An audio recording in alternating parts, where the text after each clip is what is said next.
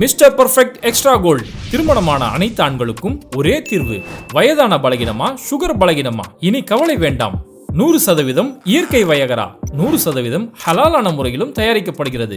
எவ்வித கலப்படமும் கிடையாது, பக்க விளைவும் கிடையாது. ஆர்டர் செய்தாலே போதும், உங்கள் இல்லம் தேடி வந்து சேரும். மேலும் விவரங்களுக்கு கீழுள்ள எண்ணை அணுகுங்கள். பாஜக தான் இந்துக்களின் பாதுகாவலர்கள் அப்படின்னு மார்த்தட்டி பேசிக்கிட்டு இருந்தாங்க. இன்னைக்கு அந்த இந்துக்களின் பாதுகாவலை பத்தி இந்தியாவே சிரிச்சிட்டு கிடக்குது. எவ்வளவு மோசமான குற்றவாளிகள், அவ்வளோ இந்துக்களை போட்டு சீரழிச்ச அந்த குற்றவாளிகளை இன்னைக்கு அப்படி சர்வசாதாரணமா விடுதலை செஞ்சு அவங்களுக்கு மாலை போட்டு வரவேற்கக்கூடிய ஒரு சம்பவம் மீண்டும் ஒரு தடவை இன்னைக்கு நடந்திருக்குது. நம்ம எல்லாருக்குமே ரொம்பவே தெரிஞ்ச ஒரு இந்தியாவே உழுக்கின ஒரு விஷயம்னு கூட சொல்லலாம். உண்ணாவுல நடந்த பாலியல் வன்கொடுமை. பாஜகவோட எம்எல்ஏ இருக்கக்கூடிய குல்தீப் சிங், இந்த குல்தீப் சிங் கிட்ட வேலை கேட்டு போன ஒரு பொண்ணு, ஒரு மைனர் பொண்ணு, 17 வயசு மைனர் பொண்ணு, வேலை கேட்டு போன ஒரு பொண்ணை அந்த பாஜகவோட எம்எல்ஏ குல்தீப் சிங் கற்பழிச்சு நாசப்படுத்தினான். அதுவும் சும்மா ஒரு கொஞ்சமாலாம் நாசப்படுத்தல, அந்த பிள்ளைய வேலை கேட்டு போன பிள்ளையே சீரழிச்சான். அதுக்கடுத்து ஆளை வச்சு அந்த பிள்ளைய கடத்தினான். கடத்தி கொண்டு போய் ஒரு வாரம் அந்த பொண்ணை கடத்தி கொண்டு போய் அடைச்சு வச்சு ஒரு வாரம் அந்த பொண்ணை பாலியல் வன்கொடுமை செஞ்சு அவ்வளோ சீரழிப்பு செஞ்ச அந்த குற்றவாளி. அதுக்கப்புறம் அந்த பொண்ணு நீதி கேட்டு போலீஸ் ஸ்டேஷன் போகக்கூடிய நேரத்துல அவங்களுடைய தந்தையை கொல்லப்பட்டாரு. அது எல்லாமே நமக்கு எல்லாமே தெரிஞ்ச ஒரு விஷயம். அவங்க அப்பா ரோட்ல போயிட்டு இருக்கும்போது போலீஸ்ல புகார் கொடுத்துறாருங்கிறதுக்காக இந்த பிஜேபி எம்எல்ஏவுடைய ஆளுங்கள்லாம் ரோட்ல வச்சு அவங்க எல்லாம் போட்டு அடிச்சுக்கிட்டு இருந்தாங்க. அதுக்கடுத்து அடிச்சதுக்கு அப்புறம் போலீஸ் கிட்டயாச்சும் நியாயம் கிடைக்குன்னு பார்த்தோம்னா போலீஸ் ஆர்ம்ஸ் ஆக்டை அரெஸ்ட் பண்றாங்க. ஆர்ம்ஸ் ஆக்ட் அப்படின்னும் போது ஒருத்தர் ஆயுதம் வச்சிருந்தாலோ ஆயுதங்களை விற்பனை செஞ்சிருந்தாலோ இது மாதிரியான ரொம்ப மோசமான ஒரு வழக்கு. அந்த ஒரு வழக்கை ஒரு சாதாரண ஒரு ஏழை குடும்பத்தை சேர்ந்த இவங்க மேல அந்த வழக்கை போட்டு உங்களை நாங்கள் விசாரணை கூட்டு போறோம் அப்படின்னு சொல்லி நீ இந்த கேஸை வாபஸ் வாங்கணும்னு சொல்லி அடிச்சு போட்டு சித்திரவதைப்படுத்துறாங்க. அந்த அடிச்ச அடியில அந்த பொண்ணோட தந்தை போலீஸ் ஸ்டேஷன்ல லாக்அப் டெத்து, போலீஸ் ஸ்டேஷன்ல அவர் இறந்துட்டாரு. இந்த லாக்அப் டெத்துன்னு கூட சொல்லக்கூடாது, இது ஒரு லாக்அப் மர்டர், லாக்அப்லயே வச்சு மர்டர் செஞ்சுட்டாங்க. இதுக்கும் இந்த பாஜக எம்எல்ஏவுடைய தூண்டுதல் தான் இதுக்கு ஒரு முக்கிய காரணம். அதுக்கடுத்து அந்த புள்ள நீதி கேட்டு நீதிமன்றத்துக்கு போகும்போது அந்த பொண்ணு போயிட்டு இருந்த காரை லாரியை வச்சு அடிச்சானுங்க. லாரியை வச்சு அடிச்ச அடியில ஏதோ ஒரு அதிர்ஷ்டவசமா அந்த பொண்ணு மட்டும் உயிர் தப்பிச்சிச்சு. ஆனா அந்த பெண்ணோட குடும்பத்தை சேர்ந்த 2 பேர் சம்பவ இடத்துல உயிரிழந்துட்டு போனாங்க. அப்ப அந்த பொண்ணை கற்பழிச்சு சீரழிச்சா போலீஸ் வச்சு அந்த பொண்ணோட அப்பாவை போட்டு அடிச்சு சாவடிச்சிருக்கிறானுங்க. அந்த பொண்ணு நீதிமன்றத்துக்கு போகும்போது காரை லாரியை விட்டு ஏத்தி அவங்களுடைய உறவினர்கள் 2 பேர் கொல்லப்பட்டாங்க. இவ்வளவு மோசமான ஒரு குற்றவாளி அந்த பாஜகவோட எம்எல்ஏ குல்தீப் சிங். அதுக்கடுத்து ஒரு கட்டத்தில் சிபிஐ விசாரணை அப்படி எப்படின்னு பல கட்ட விசாரணை போய் அதுக்கடுத்து ஒரு கட்டத்தில் அவன் தான் குற்றவாளி அப்படி நிரூபிக்கப்பட்டு ஆயுள் தண்டனை விதிக்கப்பட்டது. இந்த ஆயுள் தண்டனைங்கிறது கூட அந்த கற்பழிப்பு கேஸ்ல தான் ஆயுள் தண்டனை. அதுக்கடுத்து அவங்க தந்தையோட கொண்ட விஷயம், லாரியை வச்சு ஏத்தின விஷயம், இதெல்லாம் தனித்தனியா 10 வருஷம் அது தண்டனைகள் கொடுக்கப்பட்டது. ஆனா இதெல்லாம் நடந்துட்டு இருக்க இந்த நேரத்துல இப்போ திடீர்னு இந்த மனித புனிதரை விடுதலை செஞ்சிருக்கிறாங்க. அவருக்கு இப்போ அவருடைய ஆயுள் தண்டனை டெல்லி ஹைகோர்ட்ல இப்ப நடந்திருக்க சம்பவம் என்னன்னா, அவனுடைய ஆயுள் தண்டனையே தற்காலிகமா நிறுத்தி வைக்கப்பட்டாச்சு. இப்போ அவனோட ஆயுள் தண்டனை நிறுத்தி வைக்கப்பட்டாச்சு. இனி அவன் ஆயுள் தண்டனை கைது கிடையாது. ஆயுள் தண்டனை நிறுத்தி வைக்கப்பட்டுட்டு இப்போ அவருக்கு ஜாமீன் வேற கொடுத்து வெளியில அனுப்பி இருக்கிறாங்க. இப்போ நீ அந்த குற்றம் பாதிக்கப்பட்டவர் இருக்காங்க இல்லையா, அவங்க இருக்க ஒரு ஏரியாவில் நீ 5 கிலோமீட்டர் அவங்க பக்கத்துக்கு மட்டும் போகக்கூடாது அப்படின்னு சொல்லி ஒரு கடுமையான கட்டுப்பாடு போட்டுட்டு இவ்வளவு மோசமான ஒரு குற்றவாளிய இன்னைக்கு விடுதலை செஞ்சிருக்கிறாங்க. இதுக்கு முன்னாடி கொஞ்ச நாளைக்கு முன்னாடி நம்ம பார்த்தோம், குஜராத் அரசு அவங்களுக்கு இருக்கக்கூடிய சிறப்பு அதிகாரத்தை பயன்படுத்தி பில்கிஸ் பானுவோட வழக்குல சம்பந்தப்பட்ட அந்த கைதிகளை விடுதலை செஞ்ச இந்த சம்பவம் நம்ம பார்த்தோம். விடுதலை செய்யும் போது அவ்வளவு கொடூரமான குற்றவாளிகள் அந்த குடும்பத்தை சேர்ந்த அத்தனை பேரையுமே கொண்டு குவிச்சானுங்க. கர்ப்பிணியா இருக்கக்கூடிய பில்கிஸ் பானுவை கற்பழிச்சு நாசப்படுத்தினானுங்க. பில்கிஸ் பானுடைய 3 வயது பெண் குழந்தைய தரையிலே அடிச்சு சாவடிச்சானுங்க. அவ்வளவு மோசமான ஒரு குற்றவாளிகள் அவனுங்க விடுதலை செஞ்சுட்டு பாஜகவுடைய எம்எல்ஏக்கள் அமைச்சர்கள் சொன்ன வார்த்தை என்னன்னா, அவங்களாம் பிராமண சமூகத்தை சேர்ந்தவங்க, அவங்களாம் ரொம்ப நல்ல நடத்தை கொண்டவங்க. யாரு இவ்வளவு அராஜகம் பண்ணானே, இவன் தான் நல்ல நடத்தை கொண்டவன். அந்த காரணத்தை சொல்லி அவங்களை விடுதலை செஞ்சுட்டு ஜெயில இருந்து விடுதலை ஆகும் போது அவங்களுக்கு மாலை போட்டு வரவேற்று, ஆரத்தி எடுத்து வரவேற்று, லட்டெல்லாம் கொடுத்து வரவேற்பு நடந்துச்சு இல்லையா, அதே ஒரு வரவேற்பு இந்த இடத்துல நடந்திருக்குது. எங்கெல்லாம் பாஜகவை சேர்ந்தவன், RSS சேர்ந்தவன், இது மாதிரியான சங்கிகள்ல இருக்கக்கூடிய இது மாதிரியான கொடூரமான குற்றவாளிகள் இருக்கானோ அவன் எல்லாம் விடுதலை வெளியில வரும்போது அவனுக்கு தடால் புடல் வரவேற்பு. இப்ப இந்த பாஜகவுடைய எம்எல்ஏ குல்தீப் சிங் இவன் ஜெயில இருந்து வெளியில வரும்போது அவனுடைய ஆதரவாளர்கள் எல்லாம் போய் அவனுக்கு மாலை போட்டு அவனை பெரிய அளவுல தேசத்துக்காக பெரிய தியாகம் செஞ்சுட்டு ஜெயில இருந்து வந்த மாதிரி அவனுக்கு அவ்வளவு பெரிய வரவேற்பு இன்னைக்கு கொடுக்கப்பட்டு இருக்குது. அப்போ ஒட்டுமொத்தத்துல என்னன்னா, இங்க நீ எப்பேற்பட்ட குற்றம் வேணாலும் செஞ்சுக்கோ, எவ்வளவு மோசமான காரியத்துல வேணா ஈடுபட்டுக்கோ, நீ பாஜகவுல இருந்தா நீ பாதுகாக்கப்படுவ, உனக்கு எந்த ஒரு தண்டனையும் கிடைக்காது அப்படிங்கறத சொல்றாங்க. இப்ப இதுக்கு முன்னாடி எத்தனையோ அரசியல் கட்சிகளை பயணித்து எத்தனையோ பேர் அவங்க மேல ஊழல் குற்றவாளிகள், இவங்க லட்சம் கோடிகள் ஊழல் செஞ்சுட்டாங்க அப்படின்னு சொல்லி இவ்வளவு ஊழல் குற்றச்சாட்டு சொன்னாலும் அவங்க பாஜகவில் சேர்ந்ததுக்கு பிறகு வாஷிங் மிஷின் அவங்க போட்டு கிளீன் பண்ணப்பட்டுருவாங்க. அந்த மாதிரி தான் இங்க குற்றவாளிகளை இன்னைக்கு பண்ணப்பட்டு இருக்காங்க. பிரிஜ்பூஷன் சிங் நம்ம எல்லாருக்கும் தெரிஞ்ச சம்பவம். மல்யுத்த வீராங்கனைகளை பாலியல் வன்கொடுமை செஞ்ச ஒரு நபர், மல்யுத்த வீராங்கனைகள் நடுரோட்ல போய் அவ்வளவு பெரிய போராட்டம் கட்டி நீதி கேட்டு போராட்டின அந்த சம்பவம் கடைசி வரைக்கும் பிரிஜ்பூஷன் மேல எந்த ஒரு நடவடிக்கையுமே எடுக்கல. அப்ப பிரிட்ஜ் நீ எப்படிப்பட்ட குற்றம் வேணாலும் செஞ்சுக்கோ, பாஜக இருந்தா நீ ஒரு சேஃப் சோன்ல வந்துடலாம்ப்பா அப்படிங்கறத நீங்க சொல்லிட்டு இருக்காங்க. இங்கேயுமே கேடி ராகவன் வீடியோ காலில் போய் போட்டு வீணை வாசிச்சிருந்தாரு. இங்க இருக்கக்கூடிய எத்தனையோ பெண்களுக்கு பாலியல் இந்த மாதிரி வன்கொடுமை நடந்தது. ஆனா இது வரைக்கும் எந்த ஒரு நடவடிக்கையும் எடுக்கப்படலையே. இந்த மாதிரி தான் பாஜகவில் இருக்கக்கூடிய நபர்கள் எல்லாருமே எவ்வளவு பெரிய குற்றத்தில் ஈடுபட்டாலும் அவங்க பாதுகாக்கப்படுறாங்க. இப்ப இதுக்கு பின்னாடி எல்லாம் என்ன இருக்கு அப்படின்னு பார்த்தோம்னா, இந்த பாஜக எம்எல்ஏ குல்தீப் சிங்கா இருக்கட்டும், இதுக்கு முன்னாடி பாஜக எம்பி பிரிஜ்பூஷன், இவங்க 2 பேருக்கு பின்னாடி ஒரு ஜாதிய ஓட்டு இருக்கு, அவங்களுடைய சமூகத்துடைய ஓட்டு இருக்குது. அப்போ இவன் ஜெயில இருந்து என்னதான் குற்றம் செஞ்சிட்டாலும் அவன் ஜெயில இருந்து வெளியில வந்தா அவனுடைய ஜாதி பேஸ் ஒண்ணு இருக்குது, அந்த ஓட்டு நம்ம கிடைக்கணும்னா அவன் என்ன வேணாலும் பண்ணாலும் சரி அவனை விடுதலை செஞ்சு விட்டுரு அப்படிங்கிற ஒரு செயலை தான் இன்னைக்கு பாஜக அரசு இங்க செஞ்சுக்கிட்டு இருக்கிறாங்க. இதுல இன்னைக்கு அவன் வெளியில வந்தோடனே யாராலுமே இதை ஜீரணிக்க முடியல.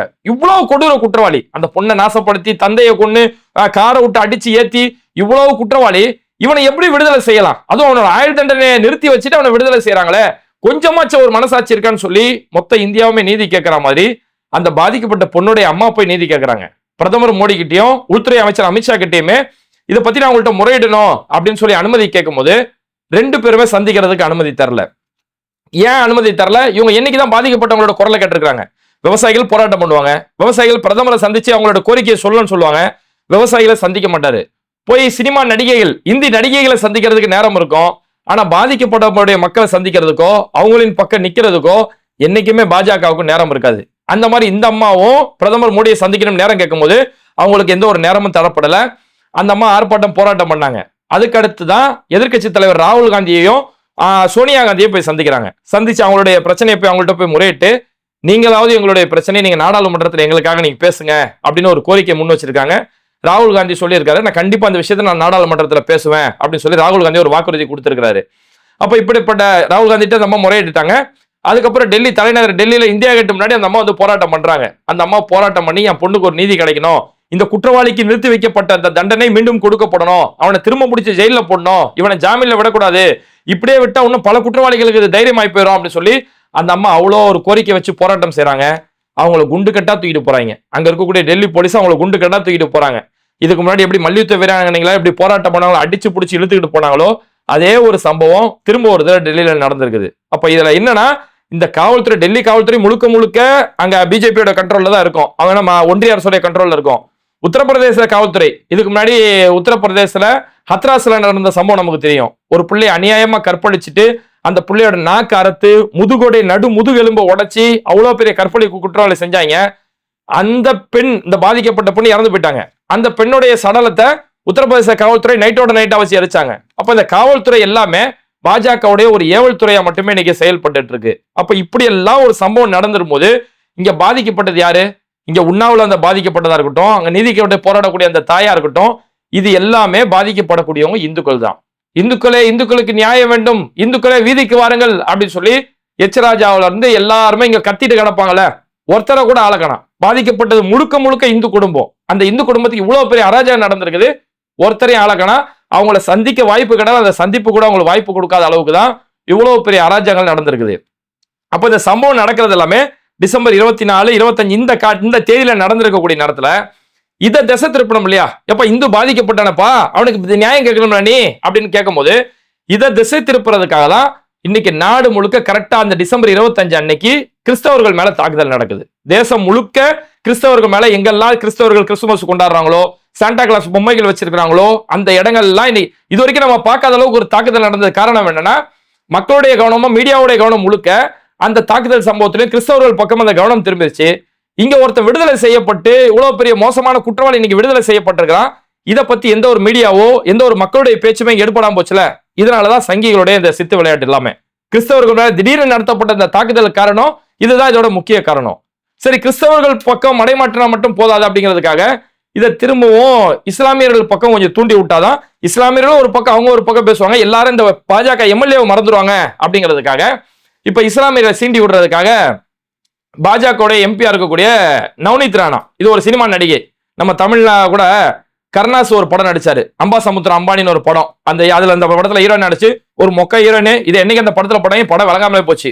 அந்த ஹீரோயின் இது மோசமான ஒரு சங்கி. எந்த அளவுக்குன்னா இது ஒரு பொம்பளை எச்ராஜான்னு சொல்லலாம். அவ்வளோ ஒரு மோசமான வெறுப்பு பிடிச்ச ஒரு சங்கி.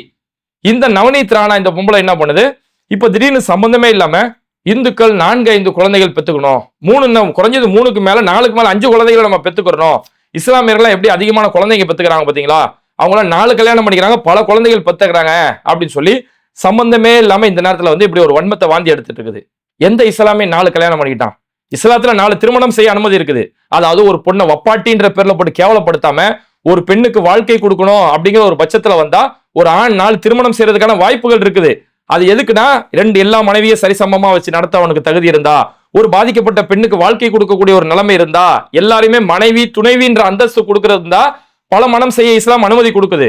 ஆனா அந்த தகுதி இல்ல, நீங்க அதெல்லாம் ஃபாலோ பண்ண மாட்டீங்க, பெண்களுக்கு மத்தியில பாரபட்சம் காட்டுவீங்கன்னா ஒரு திருமணம் உனக்கு போதுமானது இஸ்லாம் சொல்லுது. அப்ப இன்னைக்கு வாழக்கூடிய எந்த ஒரு இஸ்லாமியும் ஒரு கல்யாணம் பண்ணி இருக்கக்கூடிய 2 புள்ள பேக்கிறதுக்கே இன்னைக்கு நாக்கு தள்ளி போயிருது இந்தியாவுல. இன்னைக்கு மோடிஜி ஆட்சிக்கு வந்ததுக்கு பிறகு இந்திய ரூபாயோட மதிப்பு அமெரிக்க ரூபாய்க்கு நிகரான இந்திய ரூபாயோட மதிப்பு அந்த அளவுக்கு வரலாறு காணாத வீழ்ச்சியை சந்திச்சிட்டு இருக்குது. இதுல இவங்களுக்கு 4 கல்யாணம் பண்ணி 40 பிள்ளைய பெக்கிறாங்களாம். அப்ப முழுக்க முழுக்க ஒரு வன்மம். இந்த மாதிரி வன்மத்தை கக்கிட்டு இந்துக்கள் நம்மளும் 4 புள்ள பெத்துக்கணும், 5 பிள்ளைய பெத்துக்கணும் பேசுற நவநீத் ராணா அந்த மாதிரி 4 புள்ள 5 புள்ள எல்லாம் பெத்துக்கல. என்னன்னா தூண்டி விடுறது, ஒரு வெறுப்பை காட்டி தூண்டி விடக்கூடிய இந்த மாதிரி வேலையில ஈடுபடுது. சரி, ஒருவேளை உண்மையிலே முஸ்லிம்கள் பெத்துக்கிட்டா 4 கல்யாணம் பண்ணிட்டா அவனுக்கு சக்தி இருக்கு செஞ்சுக்கிறான், உனக்கு ஏன் காண்டு அப்படிங்கிறத நீங்க கேட்க தோணுது. அப்ப என்னன்னா இது மூலமா தூண்டி விடுறது, அவங்க அதிகமான புள்ள பெத்துக்கிறாங்க, அதனால அவங்களோட மக்கள் தொகை எண்ணிக்கை அதிகமாயிட்டு போகுதுன்னு சொல்லி இஸ்லாமியர்கள் அதிகமா இருக்காங்கன்னு ஒரு போலி பிரச்சாரம் பண்ணப்படுது. இன்னைக்கும் பிராக்டிகா போய் ஒரு கூகுள்ல போய் தேடி பாருங்களேன்.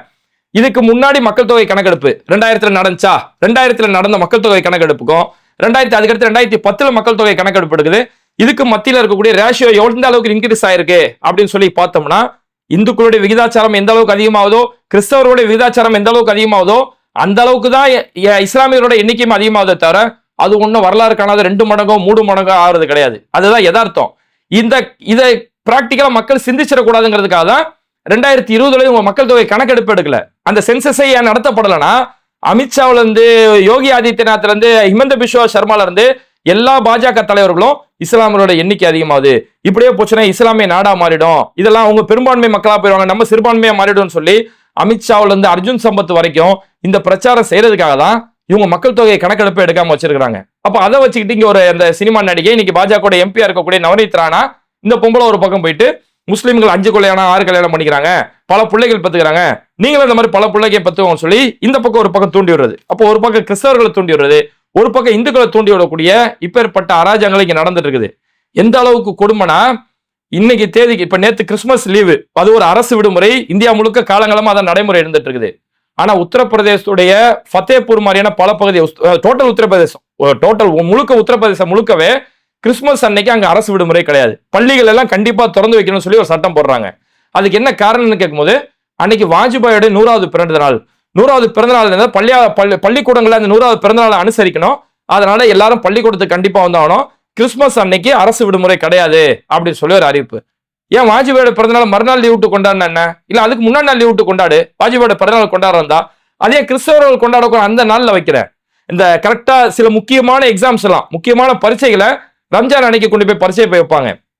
அந்த மாதிரி வாஜ்பாயோட பிறந்தநாள் கொண்டாடுற பேர்ல அங்க இருக்கக்கூடிய எல்லா பள்ளிகளையுமே திறக்கணும், எல்லாரும் பள்ளிக்கூடத்துக்கு வந்துடுறோம்னு சொல்லி இப்படி முழுக்கவே கிறிஸ்தவர்களுக்கு எதிராகவும் இஸ்லாமியர்களுக்கு எதிராகவும் இது மாதிரி வன்முறைகளை தூண்டி விட்டுட்டு இருக்காங்க. உத்தரப்பிரதேசல ஃபத்தேபூர்ல பார்த்தோம்னா நேத்து ஒரு சங்கி போயிட்டு அங்க இருக்கக்கூடிய ஒரு கபர்ஸ்தான, ஒரு தர்கான்னு நினைக்கிறாரு, அந்த கபர்ஸ்தான போய் அடிச்சு உடைக்கிறான். ஒரு பெரிய சுத்தியில வச்சுக்கிட்டு பஜ்ரங் தள அமைப்போட அந்த பகுதியோட தலைவராக இருக்கக்கூடிய நரேந்திரான்னு சொல்லக்கூடிய, அது அந்த நரேந்திரானாலே அந்த வெறுப்பு வந்துடும் பொழுது, அந்த நரேந்திரான்னு சொல்லக்கூடிய போய் அந்த கபர்ஸ்தானை போய் அடிச்சு உடைக்கிறான், அவ்வளவு வெறுப்பை காட்டுறான். அதுக்கப்புறம் அவனே ஒரு பிரஸ் மீட்டை கொடுக்குறான், அவ்வளவு துணிச்சலா செய்யற அந்த காரியத்தை பிரஸ் மீட் கொடுத்துட்டு, பங்களாதேஷ்ல இந்துக்கள் கொல்லப்படுறாங்க, பங்களாதேஷ்ல இந்துக்கள் உயிரோடு எரிக்கப்படுறாங்க, மரத்துல கட்டி வைக்கப்படுறாங்க, அதனால இங்க நான் அந்த கபர்ஸ்தானை உடைக்கிறேன்றான். ஏன்டா மூதேவி, உனக்கு பங்களாதேஷ்ல இந்துக்கள் கொல்ல போறாங்கன்னா போ பங்களாதேஷுக்கு போ, உங்க மோடிஜி இங்கதான், அவங்க ராணுவம் ஃபுல்லா மோடிஜியோட கண்ட்ரோல் தானே இருக்கு, இப்போ பங்களாதேஷ் மேல போர் தொடு, அங்க இந்துக்கள் பாதிக்கப்பட்டு நானும் சேர்ந்து கூட நியாயம் கேட்கிறேன். அப்ப அதை ஆக்கப்பூர்வமான அதை செய்யாம பங்களாதேஷுடைய பிரதமர் ஹசீனாவை கூட்டு இங்க இந்தியாவில் அவங்களுக்கு பாதுகாப்பு கொடுத்துட்டு இருக்காங்க. அப்ப இப்படிப்பட்ட காரியங்கள் செஞ்சுக்கிட்டு எல்லா கோளாறு வேலைகளும் இவங்க செஞ்சுக்கிட்டு இங்க செய்யக்கூடிய வேலைகள் என்னன்னா, இங்க ஒரு இந்து அநியாயம், ஒரு இந்து குடும்பமே பாதிக்கப்பட்டிருக்கு. அங்க நியாயமான நடவடிக்கை எடுக்கப்பட்டா அந்த ஜாதியோட ஓட்டு நமக்கு கிடைக்காம போயிடும், அந்த சங்கிகளுடைய வாக்குகள் நமக்கு கிடைக்காம போயிடும் அப்படிங்கிற ஒரு காரணத்துக்காக அந்த குடும்பத்தோடைய பிரச்சனை அப்படியே எல்லாரும் யாரும் அதை கவனம் செலுத்தக்கூடாது, அது அப்படியே ஒட்டுமொத்தமா மரத்தை கிடைக்கணும் அப்படிங்கிறதுக்காக தான் இன்னைக்கு கிறிஸ்தவர்கள் மேல தாக்குதல். இங்க கிறிஸ்துமஸ் பண்டிகை கூட லீவ் விட மாட்டோம், முஸ்லிம்கள் 10 கல்யாணம் பண்ணிக்கிறாங்க அப்படிங்கிற மாதிரியான இது மாதிரியான வெறுப்பு பிரச்சாரங்கள் இன்னைக்கு நாடு முழுக்க செய்யப்பட்டு இருக்குது. அதனால இந்த மாதிரி வெறுப்பு பிரச்சாரங்களுக்கு எதிராக மக்கள் பகுத்தறிவோட சிந்திக்க வேண்டிய ஒரு கட்டத்தில் இருந்துட்டு இருக்காங்க. இன்னமும் மதம் ஜாதி அப்படிங்கிற கண்ணோட்டத்துல இல்லாம பகுத்தறிவோட கல்வி ரீதியா சிந்திக்க வேண்டிய ஒரு கட்டத்துல இன்னைக்கு மக்கள் இருந்துட்டு இருக்காங்க. ஓகே, இப்போ இந்த பாஜக எம்எல்ஏ இவ்வளவு பெரிய குற்றவாளி இன்னைக்கு ஜாமீன்ல விடுவிக்கப்பட்டிருக்கக்கூடிய இந்த சம்பவங்கள் பத்தியும், இஸ்லாமியர்கள் கிறிஸ்தவர்கள் மேல வன்மத்தை பரப்பக்கூடிய இந்த சங்கிகள் பத்தியும் உங்களுடைய கருத்துக்கள் என்ன அப்படிங்கிறத மறக்காம கமெண்ட் பண்ணிட்டு இந்த வீடியோக்களை உங்க நண்பர்களுக்கு அதிகமா ஷேர் செய்யுங்க. இணைந்திருப்போம். பேட்டை டிவி உம்ரா சர்வீஸ் இறைவனுடைய மாபெரும் உதவியால, உங்களுடைய மிக பெரும் ஆதரவால ஜனவரி மாசத்துடைய முதல் குரூப்புக்கான புக்கிங் ஃபுல் ஆயிருச்சு. இன்னும் பல போன் கால்கள் தொடர்ந்து வந்துட்டு இருக்கிறதால ஜனவரியில அடுத்த குரூப்புக்கான ஏற்பாடு செஞ்சிருக்கிறோம். ஜனவரி கடைசி வாரத்துல அடுத்த குரூப்புக்கான புக்கிங் நடந்துட்டு இருக்குது. ரொம்பவே லக்ஸரியான பிரீமியமான 4 ஸ்டார் ஹோட்டல், ஒவ்வொரு வேலையும் 2 வகையான தமிழ்நாடு உணவு வகைகள், 50க்கும் மேற்பட்ட வரலாற்று இடங்களை நம்மளே கூடவே இருந்து வழிகாட்டக்கூடிய இப்படி நம்மளுடைய இந்த உம்ரா இபாதத்தை முழுமையான மன திருப்தியோட நியாயமான விலையில செய்யறதுக்கு ஸ்கிரீன்ல தெரியுற நம்பரை உடனே கான்டாக்ட் பண்ணுங்க.